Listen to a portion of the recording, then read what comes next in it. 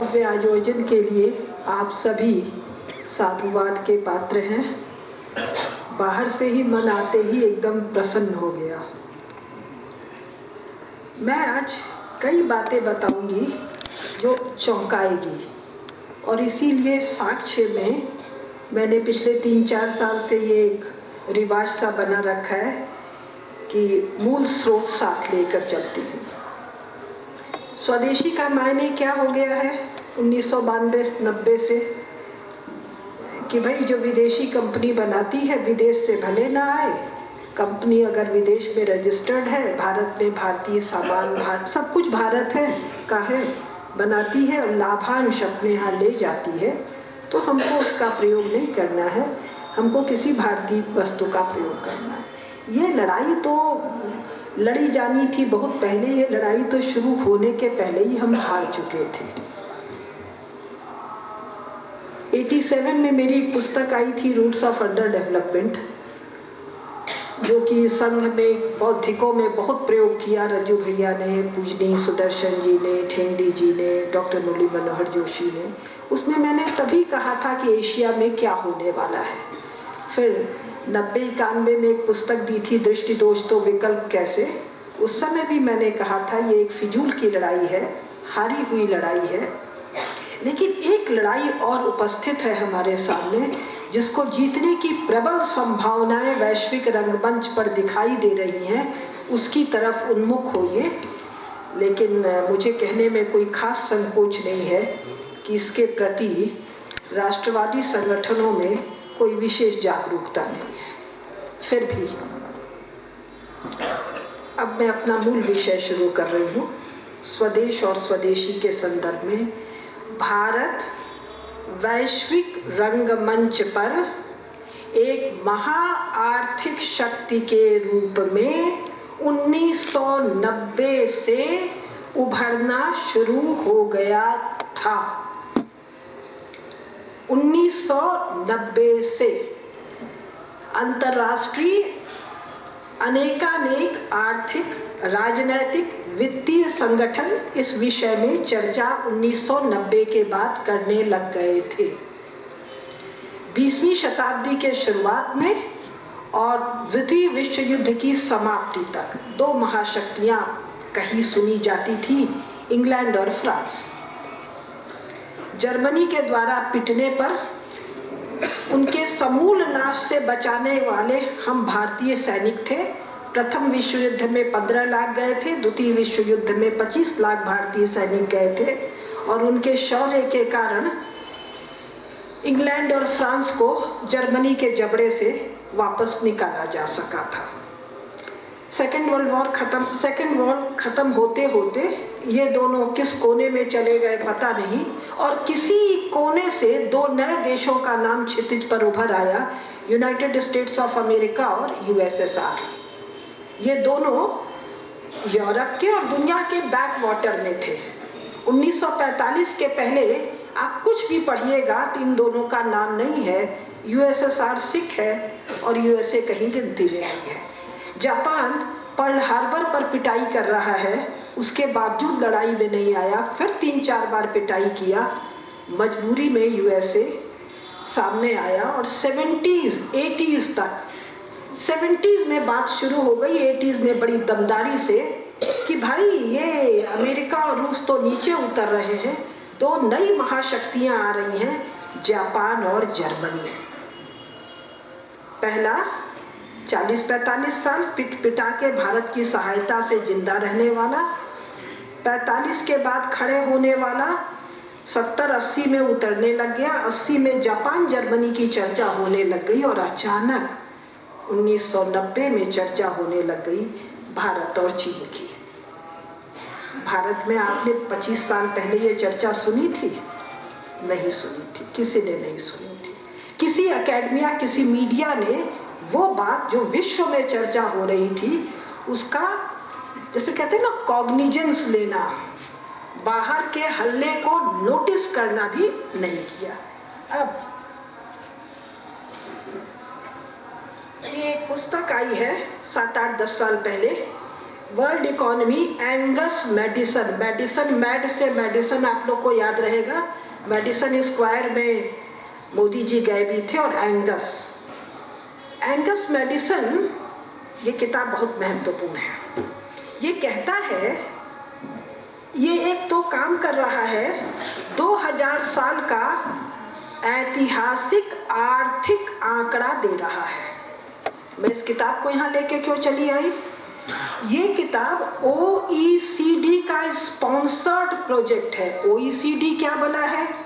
ये यूरोप के छोटे छोटे देशों का, छोटे छोटे देश, इतना बड़ा यूरोप, 40-45 देश, इतने से संपूर्ण यूरोप 15 अगस्त 1947 के भारत के भीतर समा जाएगा। इसके छोटे छोटे देश इसके सदस्य बने, अब भारत, ब्राजील वगैरह भी इसके सदस्य बन गए हैं, और इसका काम है ये बताना कि दुनिया के देशों का गवर्नेंस कैसे हो, दुनिया की देश की सरकारें कैसे चलें। भारत इसका एक सदस्य है। इसके आंकड़े, इसके डायरेक्टर का कहना है कि सदस्य देशों एवं अन्य देशों के लिए आधिकारिक आंकड़े हैं। योजना आयोग हट गया, कोई और नीति आयोग, दुनिया भर के आयोग, इसकी लिखी हुई बातें प्रामाणिक मानी जाएंगी। और ये अपने आज समय 45-50 मिनट में बात खत्म करने की, मैंने इस पे 8 लेक्चर दिया पतंजलि योग पीठ में।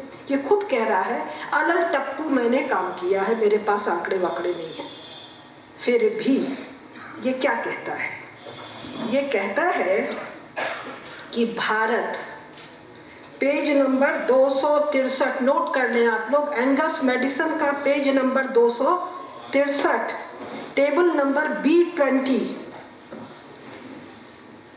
इसको नेट पर अवेलेबल होगा, ये पन्ना उतार लें। ये कह रहा है जी, 0 से, वो ADBC कहते थे ना पहले, अब उसको CE कहते हैं, कॉमन एरा। किसका कॉमन एरा नहीं पता।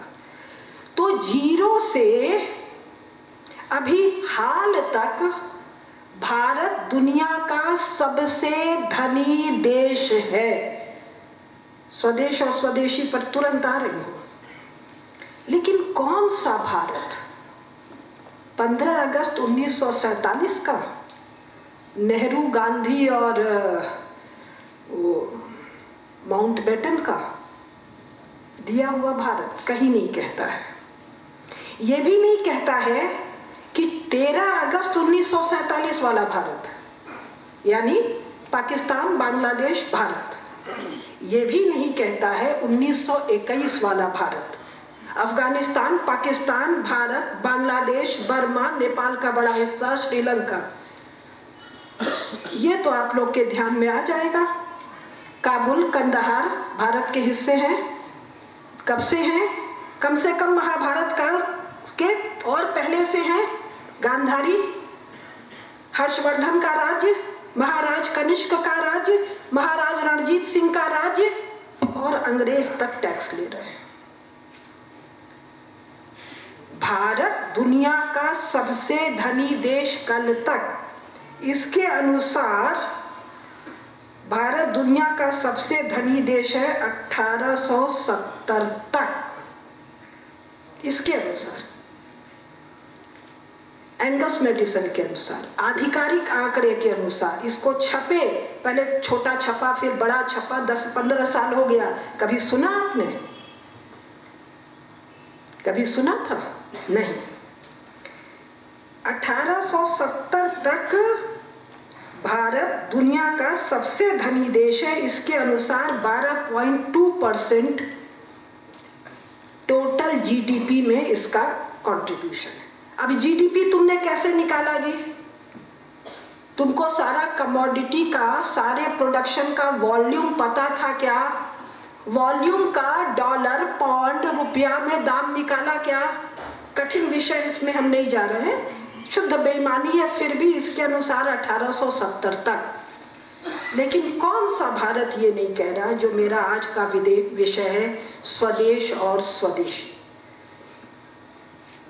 एक और पुस्तक the great game on secret service in high Asia, Peter Hopkin. बहुत सी किताबें हैं। ये क्या झंझट है, आप नक्शा नहीं है लेकिन आप लोग को ध्यान आएगा, ऊपर एक सिबेरिया, साइबेरिया, सिबेरिया, साइबेरिया।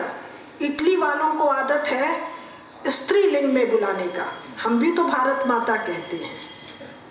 तो सिबेरिया, साइबेरिया। उत्तर में, भारत के उत्तर में, भारत का वर्णन क्या है? आ से तू हिमालय।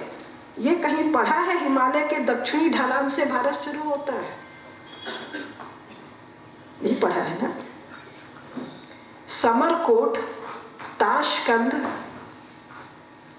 या मैं कहूँ ये भी मोदी जी जो गए हैं 5 स्थान में, उज्बेकिस्तान, तुर्कमेनिस्तान, 5 स्थान है। स्थान हिंदुस्तान, उज्बेकिस्तान, ये कल तक, अंग्रेजों के समय तक भारत के हिस्सा है। तो बहुत लोगों को लगेगा जरा ये अतिवादी राष्ट्रवादी है, इसलिए ये पुस्तक, और ऐसी अनेक पुस्तकें हैं, यहाँ तो सब नहीं आ सकती थी। एक पुस्तक ग्रेट गेम क्या कह रहा है? भारत के उत्तर में, आर्कटिक सागर के नीचे, ये जो पूरा इलाका है, इसमें 19वीं सेंचुरी में 2-4 अंग्रेज, 2-4 रूसी चल रहे हैं, घूम फिर रहे हैं और डर रहे हैं कि कहीं फ्रांस ना आ जाए, कहीं रूस ना आ जाए। तो इस इलाके में से रूस को भगाना है। रूस को डर लग रहा है भारत यानी ब्रिटेन कहीं रूस मॉस्को तक ना घुस आए। लेट 19वीं सेंचुरी तक, लेट 1900 खत्म हो गया, अर्ली 20th सेंचुरी तक, 1914, 1920, 1922 तक इनको नहीं पता है ये इलाका क्या है। इस इलाके का टोटल सर्वे भारतीय लोगों ने किया है। ये विश्वास नहीं होगा। The Ancient Geography of India, Alexander Cunningham कौन है? Surveyor general of British India. किताब कब छपी है? 1870 में। हम लोग सुनते हैं ना कि हमलावर आए थे, लूट ले गए, सोने की चिड़िया थी, लुट गई। 1 किलो सोना भी 1757 के पहले भारत के बाहर नहीं गया। 1 किलो सोना भारत के बाहर 1757 के पहले नहीं गया। ये मैं कह रही हूं। भारत मायने क्या? स्वदेश और स्वदेशी। भारत माने 15 अगस्त 1947 का भारत। ध्यान दीजिए, भारत की सीमाओं की चर्चा कर रही हूं। भारत माने 14 अगस्त 1947 का भारत, या भारत माने वो जिसकी बिना एक लाइन लिखे जो पुस्तक कह रही है इनके अनुसार 0 से 1870 तक दुनिया की सबसे बड़ी इकोनॉमी भारत है। उस भारत की सीमा देने का इनमें कलेजा नहीं है। लेकिन उस भारत की सीमा तो अंग्रेजों के समय तक लिखा जा रहा है, कहां कहां से टैक्स ले रहे हैं। तो राष्ट्रवादी संस्थाएं कहती हैं हमारा सांस्कृतिक प्रसार था, राजनीतिक किसका था? मैंने एक पुस्तक लिखी जो बिक्री के लिए लाई हूं, 15 कॉपी है। भारत कभी पराधीन नहीं। भारत पर विदेशी आक्रमण हुआ, सब बता रहे, हमलावर आए, झुंड के झुंड आए, घोड़े पर, ऊंट पर, हाथी पर धन लाद के ले गए। तो मैंने खोजना शुरू किया किस देश से आए। भारत में पूरब से कोई आक्रमण नहीं हुआ, उत्तर से कोई आक्रमण नहीं हुआ, दक्षिण से कोई आक्रमण नहीं हुआ। कहा गया सारे आक्रमण हुए हैं उत्तर और पश्चिम से। तो मैंने उत्तर और पश्चिम में देश ढूंढना शुरू किया। प्रथम विश्व युद्ध तक, 1914 से 1919 तक भारत के पश्चिम और उत्तर में कोई देश नहीं है।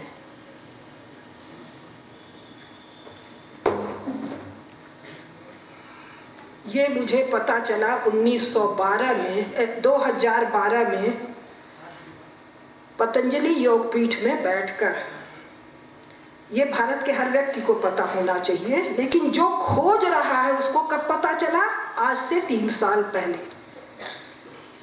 ये जितने मुस्लिम देश हैं भारत के पश्चिम में, ये तो ईरान कब बना? 1922। लेबनान, यहाँ से शुरू कीजिए, Saudi Arab, Yemen, Oman, UAE, Kuwait, Bahrain, Lebanon, Israel, Syria, Turkey, ये कब बने हैं? प्रथम विश्व युद्ध के समाप्ति के बाद। ये तो नेट पर खोजा जा सकता है जो मैं कह रही हूँ। हवा में किताब ना भी हो, भूल जाइए ना, जो कुछ कह रही हूँ सब कुछ नेट पर अवेलेबल है। जो नए बच्चे हैं उनसे मैं निवेदन करूंगी कि वो अपने स्वदेश को जाने, जिसका अभिमान था गुरुजी को, जिसका अभिमान था डॉक्टर हेडगेवार को, जिसका ज्ञान था विवेकानंद जी को, जिनकी स्मृति में हम ये कर रहे हैं।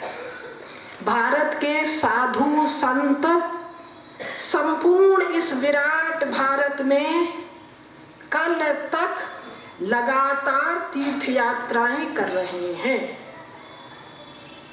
तो यदि भारत के पश्चिम में देश 1922 में बने हैं और भारत के उत्तर में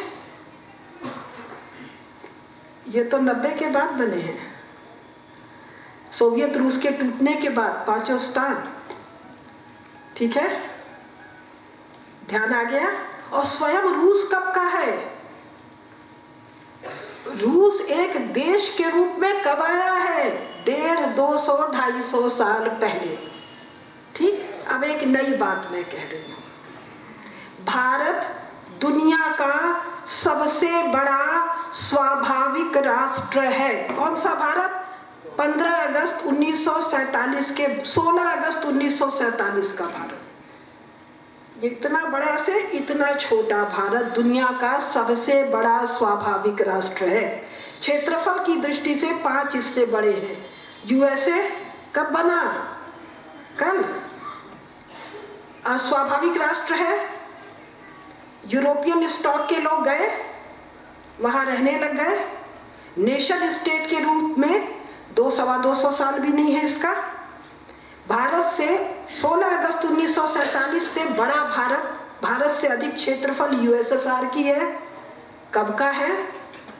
यूएसएसआर तो 1917 में घोषित हुआ।